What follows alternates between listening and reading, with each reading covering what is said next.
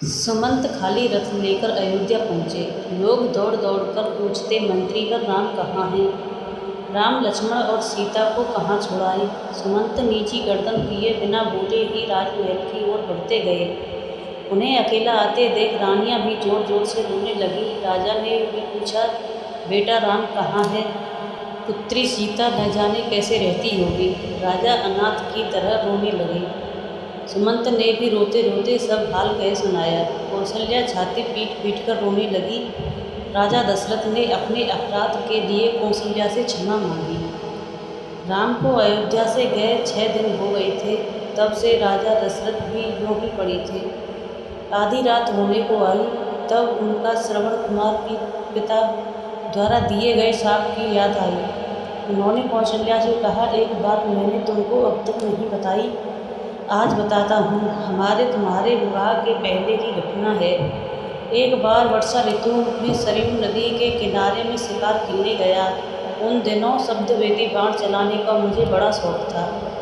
अंधेरा हो चला था। एकाएक नदी में से हाथी के पानी पीने की आवाज़ आई। उसी को लक्ष्य करके मैंने बाण चला दिया। तभी मनुष्य के तड़पने की आवाज़ आई। मैं घबराया हुआ वहाँ पहुँचा तो देखा कि एक तपस्वी बालक घायल हुआ कराह रहा है।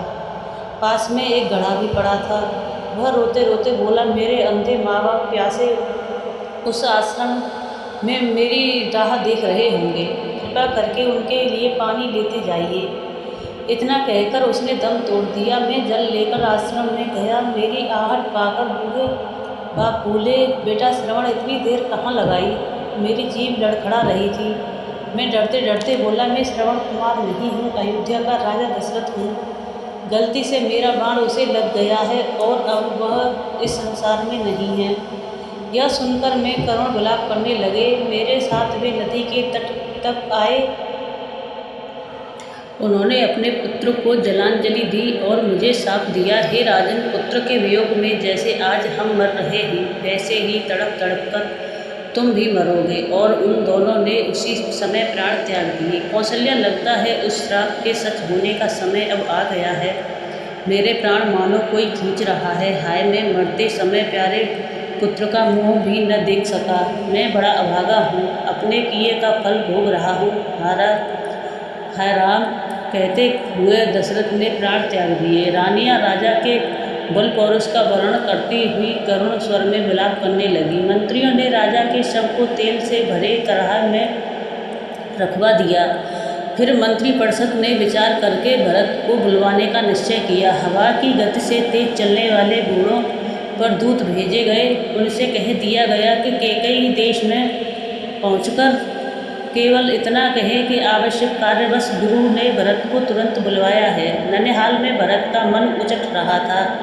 तरह तरह की बातें उनके मन में उठती थी। जैसे ही उनका दूत का संदेश मिला, वो नाना नानी से विदा लेकर शत्रुघ्न के साथ अयोध्या को चल पड़े। नदी पर्वत लांघते हुए 8वें दिन वे अयोध्या आ पहुँचे। नगर में चारों ओर सन्नाटा था। बाजार बंद थे। नगरवासी भरत को देखकर मुँह फेर लेते थे।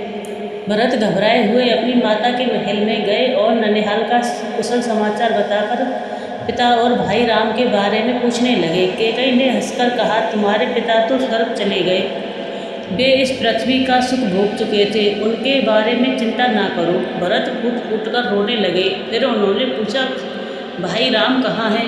कैकेयी ने हंस हंसकर अपने वरदान तथा राम लक्ष्मण और सीता के बन जाने की सारी बातें कह सुनाई। वह बोली, बेटा भरत, मैंने तुम्हारे लिए ही सब कुछ किया है। अब चिंता छोड़कर अयोध्या की राजलक्ष्मी का भोग करो। भरत को माता पर बड़ा रोष आया। वे बोले, पापनी, तूने यह क्या किया? इक्ष्वाक वंश की तूने नाक काट दी। ऐसा ही करना था तो मुझे जन्मते ही क्यों न मार डाला।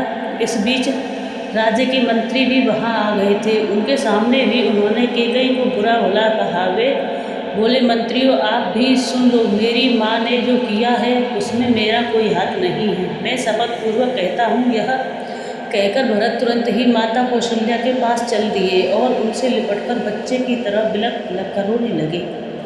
माता ने उन्हें धीरज बधाया। फिर वे भी पछाड़ खाकर भूमि पर गिर पड़ी। भरत ने माता को भी तरह तरह से सांत्वना दी।